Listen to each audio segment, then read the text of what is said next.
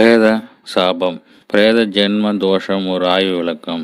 பிரேத ஜென்ம தோஷம் என்பது ஒரு இறந்த அவரின் ஜீவ ஆத்மா மறுபடியும் ஏதாவது ஒரு உடலை பெற்று மறுஜென்மம் அடைய வேண்டும். அவ்வாறு உடல் கிடைக்காமல் ஆத்மா அலைவதே பிரேத ஜென்ம தோஷமாகும். யாருக்கெல்லாம் அந்த சாபம் கெதி கிடைக்கும் என்றால், பிறருடைய நிலங்களை அபகரித்தவனுக்கு, பொது வாழ்வில் முள்வேலி இடுவோருக்கும், காட்டு நிலங்களை தன்னுடைய வளைத்து போடுவனுக்கும், ஏரி கிணறு குளங்களை துரத்தி வணிகம் செய்பவனுக்கும், தீவர்களான கொலை செய்யப்பட்டவனுக்கும், மிருகங்களால் விஷ சந்துகளால் கடிப்பட்டு மாண்டவனுக்கும், இடி வீழ்ந்து மாண்டவர்களுக்கும், தீக்குளித்து தற்கொலை செய்து கொண்டவர்களுக்கும், தூக்கில் தொங்கி தற்கொலை செய்து கொண்டவனுக்கு, விஷம் குடித்து மாண்டவர்களுக்கும், விபத்து போன்றவற்றினால் அகால மரணம் அடைந்தவர்களுக்கும், தனக்கு பிறகும் வாரிசுகளே இல்லாமல் இறந்தவர்களுக்கு, ஊர் விட்டு ஊர் சென்று யாரும் அறியாமல் இறந்தவர்களுக்கும், வாழுங்காலத்தில் தனது தாய் தந்தைக்கு திதி சிதார்த்தம் செய்யாமல் மரணம் அடைந்தவர்களுக்கும் இந்த பிரேத ஜென்ம தோஷம் உண்டாகும். மேற்கொண்ட காரணங்களால் உடலை இழந்த ஆத்மா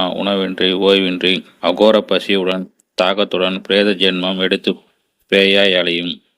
இத்தகைய பிரேத ஜென்மம் எடுத்து தனது குடும்பத்தில் உள்ளவர்களையும் சொந்தங்களையும் துன்புறுத்துவார்கள். பிதிரு தினங்களில் வீட்டில் வரும் பிதிர்களை வீட்டில் நுழைவிடாமல் தடுத்து துரத்துவன். பிதிர்களுக்கு வழங்கும் அசுகுகளை படையல் அவனோடு பிடுங்கி உண்பான். குடும்பத்துக்குரிய சொத்துக்களையும் பொருட்களையும் குடும்பத்தார் அனுபவிக்க விடாமலும் பிறரிடம் கொடுக்கவோ விற்கவோ முடியாமல் வீணாக போகும்படி செய்வார்கள். மற்றும் தனது பிள்ளைகளுக்கு குழந்தைகளுக்கும் குழந்தை பிறப்பதை தடுக்க வம்சத்தை நாசமடை செய்வார்கள். ஜுரம் கைகால் வலி உண்டாக்கி வைப்பு சூறி உடல் வியாதிகள் கொடுத்து வருவார்கள். தான் பிறந்த குலத்தை அதிகம் வருத்துவார்கள். ஆண் குழந்தை பிறவாமல் பெண் குழந்தையை அதிகம் பெற செய்வது, ஆண் குழந்தை பிறந்து இறப்பது, சொந்தங்களுடைய ஒற்றுமை இல்லாமல் செய்வது, தனக்கு தாழ்ந்த குலத்தில் பெண்ணை மனைவியாக அடைய செய்வது, இழிவான தொழிலை செய்து ஜீவனம் செய்து வைப்பது, நெருப்பாலும் அரசாங்கத்தாலும் பொருட்களை ஜப்தி செய்வது, சிறைவாசம் அடைய செய்வது, பிள்ளைகள் பகைவனை மாறுவது, கணவன் மனைவி பிரிவு, வீதி சனம் உண்டாக்குதல் போன்ற பல துன்பங்களை தன் குலத்தாருக்கு இந்த பிரேத ஜென்ம ஆத்மாக்கள் கொடுப்பார்கள்.